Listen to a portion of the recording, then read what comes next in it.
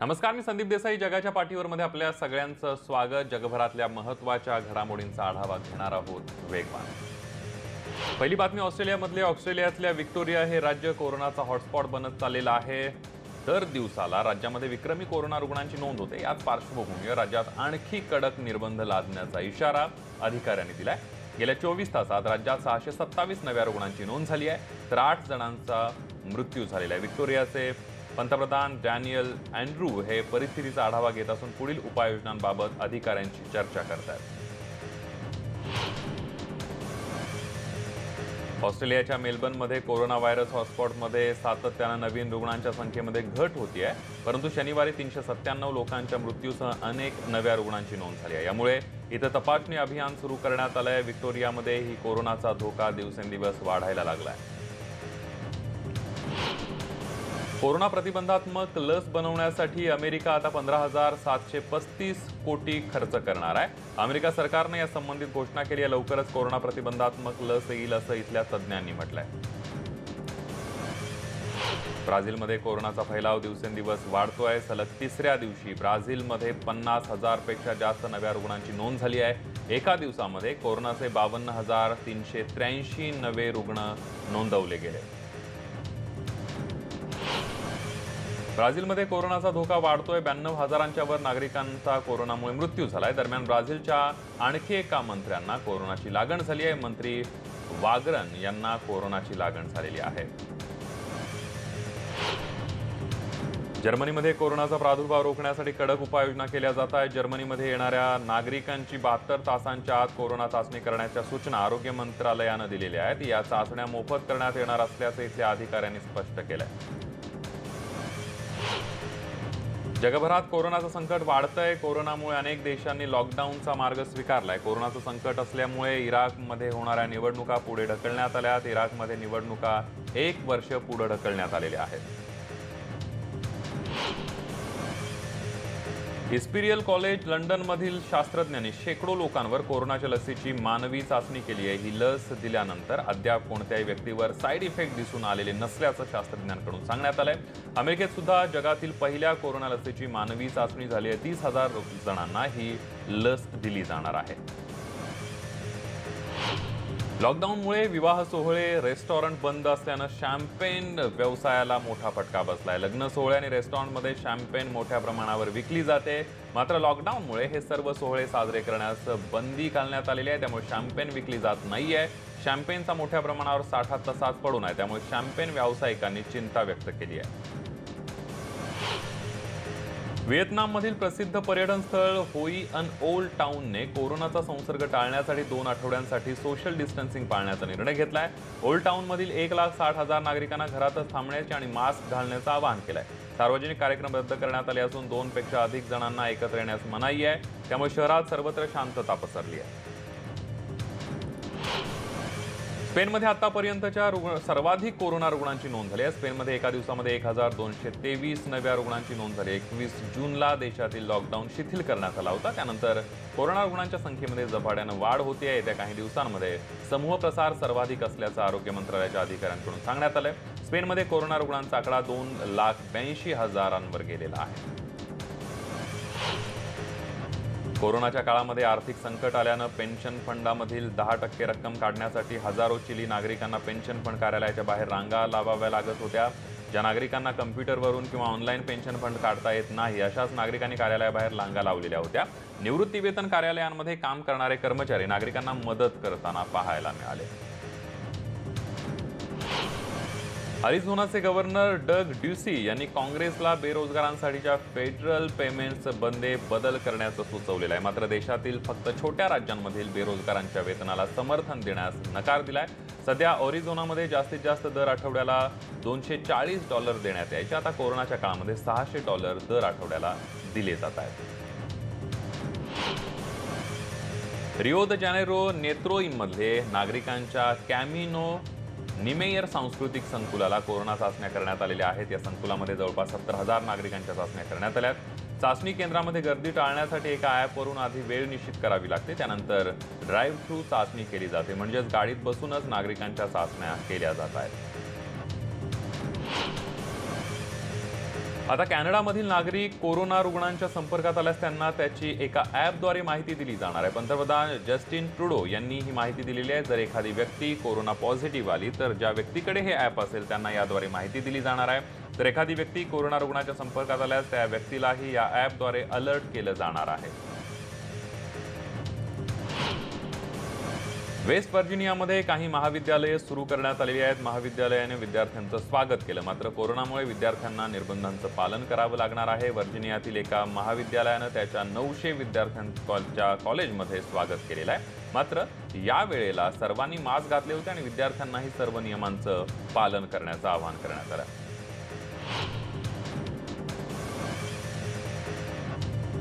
कोस्टारिकामध्ये काही डॉक्टरांनी काही स्थलांतरित नागरिकांच्या मोफत कोरोना चाचण्या केल्या। स्थलांतरित नागरिकांचा एक गट काही दिवसांपूर्वी सीमा भागामध्ये अडकला होता। त्यांच्या देशांकडून त्यांना कोरोना चाचणी अहवालाशिवाय परत येण्याची परवानगी दिली जात नव्हती, त्यामुळे काही डॉक्टरांनी त्यांच्या मोफत चाचण्या केल्या आहेत। 1 जुलैपासून 1500 स्थलांतरित नागरिक आपल्या मायदेशी जाण्यासाठी प्रयत्न करत होते। कोरोना व्हायरसमुळे मेजर लीग बेसबॉलच्या वेळापत्रकामध्ये आणखी बदल करण्यात आलेला आहे। हंगामाच्या पहिल्या 9 दिवसातच लीगमधील 8 संघांवर त्याचा परिणाम झालाय। शुक्रवारी सेंट लुईस आणि मिलओकी या 2 संघांमधील मॅच पूर्वी काही खेळाडूंनी कोरोना चाचणी पॉझिटिव्ह आल्यानं हा सामना रद्द करावा लागला। त्यामुळे लीगमध्ये खेळणाऱ्या प्रत्येक संघातील प्रत्येक खेळाडूची तपासणी केली जाते।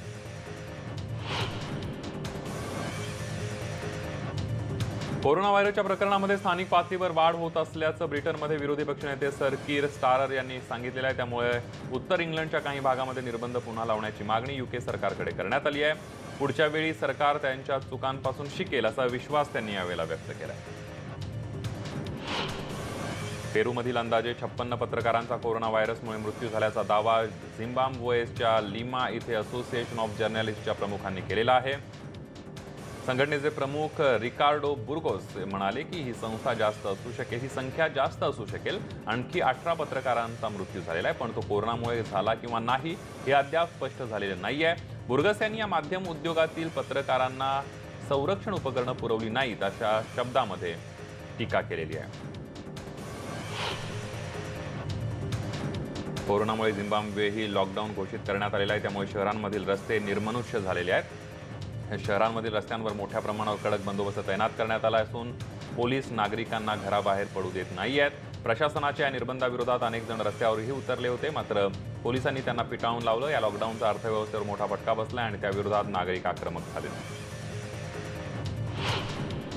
अर्जेंटिनामध्ये कोरोनाचा धोका वाढतोय। कोरोनाचा प्रादुर्भाव रोखण्यासाठी इथलं लॉकडाऊन वाढवण्यात येत आहे। 16 ऑगस्टपर्यंत अर्जेंटिनामध्ये लॉकडाऊन वाढवण्यात आलेलं आहे।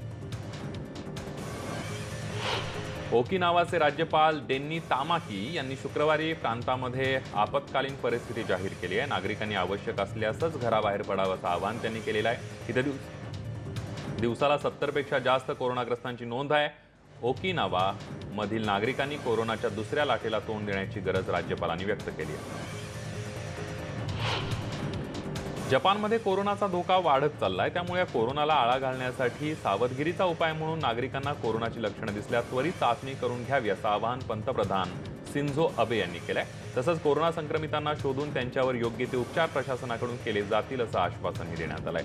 तर राजधानी टोकियोमध्ये गेल्या 24 तासात 463 नव्या रुग्णांची नोंद झाली आहे। ब्रिटनमध्ये कोरोना रुग्णांची संख्या दिवसेंदिवस वाढत चालल्यानं लॉकडाऊन शिथिल करण्याचा निर्णय सध्या पुढे ढकलत असल्याची घोषणा पंतप्रधान बोरिस जॉन्सन यांनी केली आहे। आजपासून कसिनो, बॉलिंग ॲली आणि स्केटिंग रिंक्ससह क्रीडा स्टेडियम आणि लग्न रिसेप्शनला परवानगी देण्यात येणार होती, मात्र कोरोना रुग्णांची संख्या वाढत असल्यानं हे निर्णय सध्या पुढे ढकलण्यात आलेले आहेत। लॉकडाऊनच्या काळात फ्रान्सची अर्थव्यवस्था या वर्षाच्या दुसऱ्या तिमाहीमध्ये जवळपास 14% घसरली असल्याची माहिती राष्ट्रीय आकडेवारी एजन्सीनं दिलेली आहे। सलग तिसऱ्यांदा अर्थव्यवस्थेमध्ये घसरण झाली आहे। कोरोनामुळे लॉकडाऊन घोषित करण्यात आला, त्यामुळे अनेक व्यवसाय, उद्योगधंदे आणि ऑफिसेस बंद ठेवण्यात आले। त्याचा फटका अर्थव्यवस्थेला बसल्याची शक्यता वर्तवण्यात आली आहे। संपूर्ण जगासह अमेरिकेमध्ये अद्यापही कोरोनाचा प्रभाव जो आहे तो कमी झालेला नाहीये। गेल्या काही महिन्यांमध्ये अमेरिकेत हजारो लोकांना आपली नोकरी गमवावी लागली आहे। आता ऑगस्ट महिना सुरू झाल्यानंतर लोकांच्या अडचणींमध्ये वाढ होणार आहे। रोजगार गेलेल्यांना देण्यात येणारी $600ची मदत काहीशी अपुरी पडते आहे. ज्यांना कामावरून काढून टाकलंय त्यांना पुन्हा नोकरी मिळवताना विविध अडचणींचा सामना करावा लागतोय. कोरोनाच्या संकट काळामध्ये अमेरिकेत बेरोजगारीचं प्रमाण प्रचंड वाढलेलं आहे. अमेरिकेत बेरोजगारीचं प्रमाण 14% अधिक वाढलेलं आहे. हाँगकाँगने शनिवारी विमानतळाजवळील प्रदर्शन केंद्रामध्ये कोरोनासाठी आवश्यक वैद्यकीय सुविधा उभारण्यात आलेल्या आहेत. हाँगकाँगमध्ये आशिया वर्ल्ड एक्सपो सेंटर इथं हे केंद्र सुरू करण्यात आलंय. विशेष म्हणजे इथं मैफिल आणि मोठ्या कार्यक्रमांचं आयोजन करण्यात येतं. रुग्णांना ठेवण्यासाठी इथं सामुदायिक उपचार सुविधा उभारण्यात आलेल्या आहेत. स्थानिक राज्यपालांच्या अटकेनंतर रशियाच्या पूर्वेकडील खबारोव्स्क शहरामध्ये सलगपणे चौथ्या आठवड्यामध्ये शनिवारी निदर्शनं होत आहेत. 2000च्या दशकामध्ये अनेक खुनांमध्ये सामील असल्याच्या आरोपाखाली राज्यपाल सेर्गे पुर्गल यांना अटक केल्याचं समजता स्थानिक लोक मोठ्या प्रमाणावर त्यांना पाहण्यासाठी जमले होते. खबारोव्स्क शहरामध्ये नागरिकांची निदर्शनं सुरू होती आणि लोकप्रिय राज्यपाल पुर्गल यांच्या सुटकेची सुद्धा मागणी करण्यात आली. व्हिएतनाम आरोग्य मंत्रालयानं राजधानी हनाई त्याचबरोबर इतर भागांमधील शेकडो नागरिकांच्या कोरोना चाचण्या करायला सुरुवात केलेली आहे. व्हिएतनाममध्ये आतापर्यंत कोरोनामुळे एकाचाही मृत्यू झालेला नाहीये. त्यामुळे ही स्थिती कायम ठेवता यावी यासाठी खबरदारी म्हणून प्रशासनाकडून आधीच कोरोना चाचण्या केल्या जात आहेत. व्हिएतनाममध्ये दर दिवसाला जवळपास 45 कोरोना रुग्णांची नोंद केली जाते. या रुग्णांवर उपचार सुरू आहेत.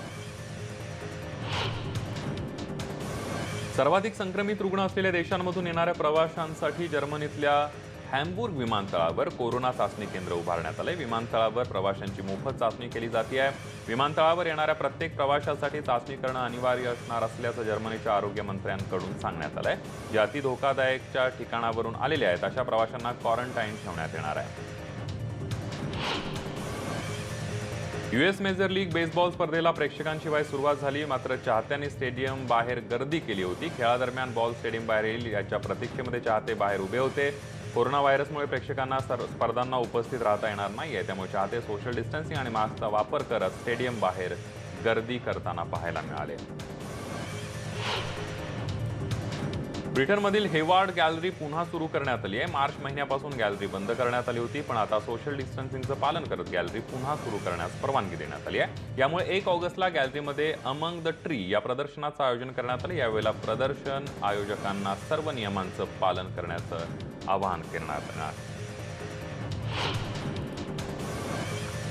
लंडनमधील मादाम तुसाद संग्रहालयामध्ये सुरू करण्यात आलेला आहे. कोरोनाच्या पार्श्वभूमीवर मार्च महिन्यापासून हे संग्रहालय बंद करण्यात आलं होतं, मात्र आता हे संग्रहालय पुन्हा एकदा सुरू करण्यात आलेलं आहे. कोरोनाच्या वाढत्या प्रादुर्भावामुळे अनेक कार्यक्रमांना फटका बसलाय. दरम्यान यंदाच्या 77व्या व्हेनिस आंतरराष्ट्रीय चित्रपट महोत्सवावर कोरोनाचं संकट आहे. यावेळी महोत्सवासाठी विविध चित्रपटांची निवड करण्यात आली. यावेळेला चित्रपटांच्या दिग्दर्शकांनी आपल्या भावना व्यक्त केल्या. अमेरिकेत टिकटॉकवर बंदी घालण्यात आली आहे. ट्रम्प सरकारनं यासंबंधी घोषणा केली आहे. टिकटॉक ॲप बंदी प्रस्तावावर ट्रम्प यांनी सही केली आहे. फ्लोरिडावरून वॉशिंग्टनला परत येत असताना ट्रम्प यांनी यासंबंधी माहिती दिली. अमेरिकेतील वांशिक अन्यायाविरुद्ध सुरू झालेली निदर्शकांची आंदोलनं सुरूच आहेत. शुक्रवारी रात्री पोर्टलँड, ऑरेगन या दोन्ही ठिकाणी प्रत्येकी 1000हून अधिक निदर्शक एकत्र आले होते. रात्रीच्या निदर्शनांमध्ये विविध समाजातील एकतेसाठी काम करणारे काही नेते सुद्धा उपस्थित होते. पोलीस सुद्धा मोठ्या प्रमाणावर तैनात करण्यात आले होते. मेक्सिकोमध्ये गर्भपात संबंधामध्ये नवा कायदा करण्यात आलेला आहे. दरम्यान मेक्सिकोमध्ये गर्भपाताच्या समर्थनार्थ महिलांनी मोर्चा काढला. यावेळेला आंदोलक महिलांना पोलिसांनी रोखण्याचा प्रयत्न केला. फ्लोरिडाला प्रस्थान करण्यापूर्वी अमेरिकेचे राष्ट्राध्यक्ष डोनाल्ड ट्रम्प यांनी पत्रकारांशी संवाद साधला. यावेळेला ट्रम्प यांनी विविध प्रशासकीय निर्णयांबद्दल प्रश्नांना उत्तरं दिली. DACA न स्वीकारण्याच्या आपल्या निर्णयावर आपण ठाम असल्याचं ट्रम्प यांनी यावेळेला पत्रकारांना सांगितलं. अमेरिकेनं मानवाधिकारांचं उल्लंघन केल्याचा आरोप चीनवर केलेला आहे. चीनमधील 2 अधिकाऱ्यांवर कारवाई करण्याची मागणी करण्यात आली आहे. चीनच्या विरोधात अमेरिकेनं हे आरोप केल्याचं चीन आणि अमेरिकेतील संबंध अधिक ताणले गेलेले आहेत. डोनाल्ड ट्रम्प यांनी रूस सरकारवर पुन्हा निशाणा साधलाय. रूसच्या सरकारवर धोका दिल्याचा आरोप ट्रम्प यांनी केलेला आहे. रूस अफगाणिस्तानमध्ये अमेरिकेच्या सैनिकांना मारत असल्याचा आरोप त्यांनी केलेला आहे। अमेरिकन सैनिकांना मारण्याकरिता रूसनं तालिबानमध्ये बक्षीस लावल्याचा आरोप सुद्धा त्यांनी केलेला आहे। हाँगकाँगमधल्या निवडणुका तहकूब करण्याच्या चीनच्या निर्णयाबद्दल ट्रम्प प्रशासनानं नापसंती दर्शवली असं व्हाईट हाऊसचे प्रवक्ते सचिव कायले मॅकॅनी यांनी सांगितलंय। हाँगकाँग सरकारने विधान परिषद निवडणुका 1 वर्षासाठी तहकूब करण्याच्या आणि विरोधी पक्ष उमेदवारांना अपात्र ठरवण्याच्या निर्णयाचा आम्ही निषेध करतो अशा शब्दांमध्ये त्यांनी आपली भूमिका मांडली आहे। अमेरिकेमध्ये ह्युस्टन भागातील केमिकल कंपनीच्या गोदामाला भीषण आग लागली। इथं अवैध केमिकल्स असल्यानं अनेक मोठ्या प्रमाणाचे केमिकल्स असल्यानं इथं भडका उडाला। दरम्यान काही वेळानंतर या आगीवर नियंत्रण मिळवण्यामध्ये यश आलं। अर्जेंटिनाच्या जंगलामध्ये भीषण आग लागली। ही आग विझवण्यासाठी शर्थीचे प्रयत्न सुरू आहेत। या जंगल परिसरामध्ये हेलिकॉप्टरच्या मदतीनं पाण्याचा फवारा करण्याचे प्रयत्न आता सुरू करण्यात आलेले आहेत। कॅलिफोर्नियाच्या जंगलामध्ये भीषण आग लागली होती। या जंगल परिसरातून जवळपास 1000 लोकांना सुरक्षित स्थळी बाहेर काढण्यात आलं। ही आग मोठ्या प्रमाणावर पसरली असून आगीवर नियंत्रण मिळवण्याचे प्रयत्न केले जात आहेत। अमेरिकेतल्या अलास्कामध्ये विमानाचा अपघात झाला। अलास्कामध्ये झालेल्या विमान दुर्घटनेमध्ये 7 लोकांचा मृत्यू झाल्याची माहिती समोर आली आहे।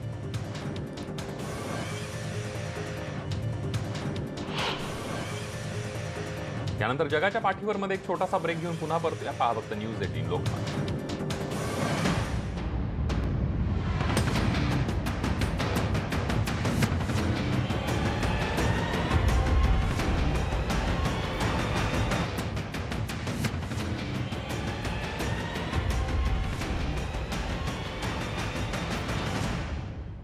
ब्रेकनंतर जगाच्या पाठीवर मध्ये आपल्या सगळ्यांचं पुन्हा एकदा स्वागत। जगभरातल्या इतरही बातम्यांचा आढावा घेणार आहोत वेगवान। पहिली बातमी आहे झिम्बाब्वेमधली। झिम्बाब्वेमध्ये दंगली घडवल्याचा आरोप करत पोलिसांनी शुक्रवारी मुख्य विरोधी दल MDC आघाडी पक्षाचे प्रवक्ते फडियानी माहेर यांना अटक केलेली आहे। या घटनेचा निषेध करण्यासाठी मोठ्या प्रमाणावर सैनिक तैनात करण्यात आले होते। सरकार विरोधी निषेध करणाऱ्या शेकडो आंदोलकांना पोलिसांनी अटक केली आहे।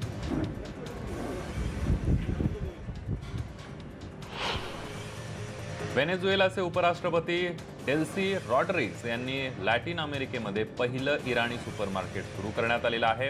या सुपरमार्केटमध्ये जवळपास 2000हून अधिक विविध वस्तू उपलब्ध असणार आहेत। रहिवाशांना ओळखपत्र दाखवूनच मार्केटमध्ये वस्तू खरेदी करण्याची परवानगी देण्यात आली आहे। सौदी अरेबियाचे किंग सलमान यांना रुग्णालयातून डिस्चार्ज देण्यात आला। एका शस्त्रक्रियेनंतर त्यांना रुग्णालयातून डिस्चार्ज देण्यात आलेला आहे। 20 जुलैला त्यांना रुग्णालयात दाखल करण्यात आलं होतं। त्यांची प्रकृती आता स्थिर असल्याचं रॉयल कोर्टाकडून सांगण्यात आलंय। मेक्सिकोमध्ये गर्भपाताच्या अधिकाराला पाठिंबा दर्शवण्यासाठी अनेक महिला रस्त्यावर उतरल्या होत्या। यावेळेला महिलांनी काळ्या रंगाचे कपडे परिधान केले होते। मेक्सिकोच्या सर्वोच्च न्यायालयानं महिलांना कायदेशीर गर्भपात करण्याचा त्यांचा हक्क बजावण्याची परवानगी देणाऱ्या एका खटल्याचा निर्णय घेण्यास नकार दिला आणि त्यानंतर हे आंदोलन करण्यात आलं। यावेळेला काही काळ तणावाचं वातावरण सुद्धा निर्माण झालं होतं।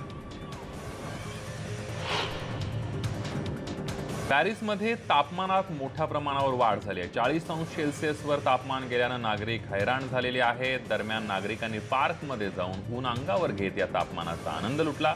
दरम्यान कोरोनाच्या वाढत्या प्रादुर्भावामुळे सार्वजनिक ठिकाणी फेस कव्हरिंग वापरणं फ्रेंच सरकारनं अनिवार्य केलंय।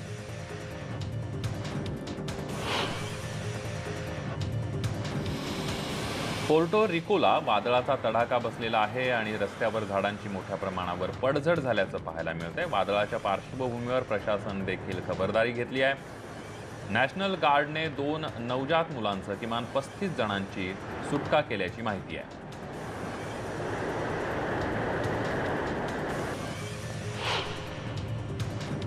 वादळी वाऱ्यासह आलेल्या पावसामुळे अनेक घरांचं आणि रस्त्यांचं मोठं नुकसान झालेलं आहे। बराकोआच्या क्युबन किनारपट्टीवर असलेल्या गावांना वादळी वाऱ्यासह आलेल्या पावसाचा तडाखा बसला। त्यामुळे समुद्राला उधाण आल्यामुळे किनाऱ्यांवर लाटा धडकल्या। त्यामुळे गावांमध्ये पाणी शिरलं। गावातील रस्त्यांचं, इमारतींचं आणि घरांचं मोठ्या प्रमाणावर नुकसान झाल्याचं पाहायला मिळालं। गाड्यांमध्ये इंधन भरण्यासाठी फ्रीपोर्टमधल्या रहिवाशांनी मोठी रांग केलेली होती। वादळाच्या आगमनापूर्वी नागरिकांना सुरक्षित ठिकाणी हलवण्याचं काम करण्यात आलं होतं। बहामास इथल्या अधिकाऱ्यांनी नागरिकांच्या सुरक्षेविषयाच्या कामाची माहिती सुद्धा दिली। प्राणी संग्रहालयामध्ये एक वेगळं चित्र पाहायला मिळालं। माकडांनी बर्फात गोठवलेल्या फळांचा आस्वाद लुटल्याचं पाहायला मिळालं। उष्णतेचा पारा चढल्यानं माकडांना बर्फात गोठवलेली खाद्यपदार्थ खाण्यास देण्यात आली होती। यावेळेला प्राण्यांनीही या खाद्याचा भरपूर आनंद लुटला। तापमान 34 अंश सेल्सिअसवर गेल्यानं लंडनमधील प्राणी संग्रहालयात ही खबरदारी घेण्यात आली।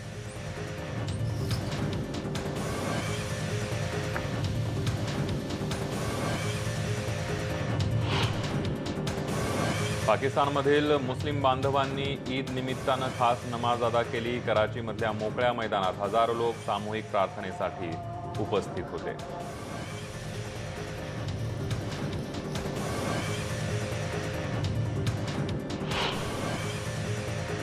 अफगाणिस्तानच्या पूर्वेकडील लोगर प्रांतामध्ये रात्री उशिरा झालेल्या आत्मघातकी बॉम्बस्फोटामध्ये 9 जणांचा मृत्यू झालाय तर 40 जखमी झाल्याची माहिती प्रशासनाकडून देण्यात आली आहे। राजधानी पुले आल आणि पोलीस चौकीला लक्ष्य ठेवून हल्ला करण्यात आला। पोलीस प्रशासनाकडून या हल्ल्याची चौकशी केली जाते आहे। कोरोना काळात इंडोनेशियामधील मुस्लिम बांधवांनी ईद साजरी केली। ईद साजरी करण्यासाठी प्रशासनाकडून नागरिकांना नियमावली देण्यात आली होती। त्याचं पालन करणं बंधनकारक करण्यात आलं होतं। मुस्लिम बांधवांना नमाज अदा करण्याची परवानगी देण्यात आली होती, मात्र मोकळ्या हवेच्या ठिकाणी आणि कडक निर्बंधांमध्ये नमाज अदा करण्याची परवानगी देण्यात आलेली होती।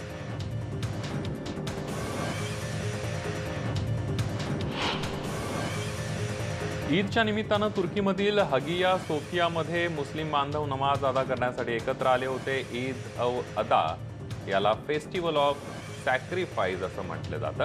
हगिया सोफियाचं काही दिवसांपूर्वीच उद्घाटन करण्यात आलं होतं। 86 वर्षांनंतर पहिल्यांदा हगिया सोफियामध्ये सर्व नियमांचं पालन करत नमाज अदा करण्यात आली।